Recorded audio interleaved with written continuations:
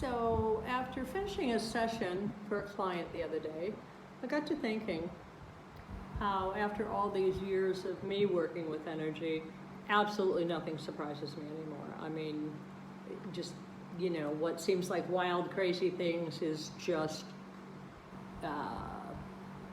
kind of normal stories that come up when I'm doing energy sessions with people.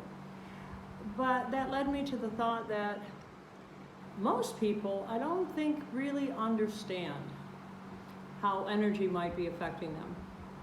And so I thought, I think the best way to help people understand is to just share some stories. So this session that I was doing the other day was a client I've known for about 1.5 years, and we worked pretty regularly together in the beginning. And then she contacts me every now and again when something comes up for her, and she says, hey Barbara, can you help me with this? So she had messaged me realizing that she had trust issues around men. So she asked me to look for and clear any blocks she had around trusting men. So we did the session, everything looked good. And I think it was about 2-3 weeks later, she messages again, and she said, she arranged a session, and she said, I want to know why I keep attracting narcissistic men. I was like, okay, fair enough. So I do the session, and this woman had ancestral energies. She had an ancestor 10 generations back in her father's lineage.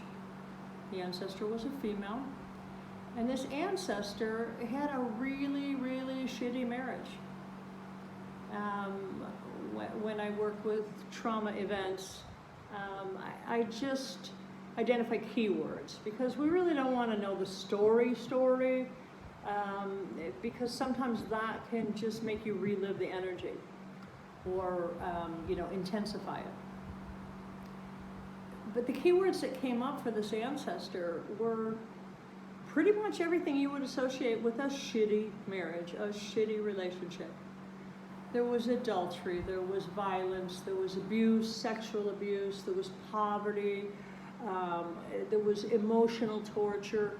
There was all these energies around this ancestor.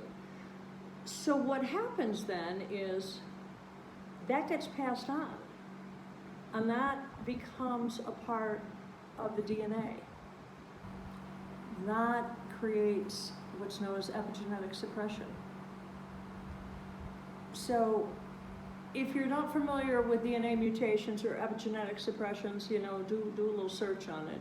It's pretty straightforward, but basically,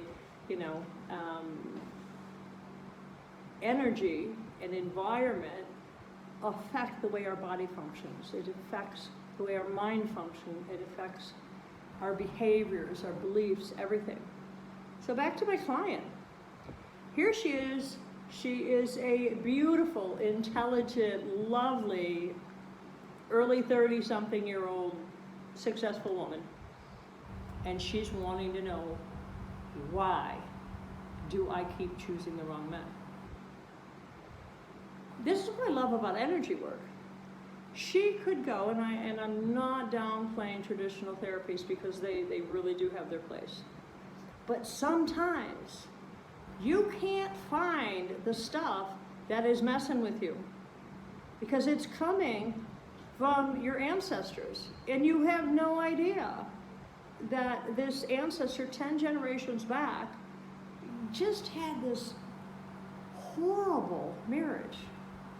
And I could feel the energy that this ancestor was like my client. She was a lovely, intelligent, vivacious woman. Well, if you think about 10 generations back, that was, kind of a long time ago. And she got stuck in this marriage. And so along with all that trauma energy that my client was carrying, there were other energies that came along with that. There were fears. There was fear of doom. There was fear of despair, there was fear of hopelessness, there was fear of hate of life. She inherited all of these things from this ancestor. It's been being passed down generation after generation after generation. So here's my client out there doing her thing, you know, being this beautiful, successful, lovely woman, going, why do I keep picking the wrong men?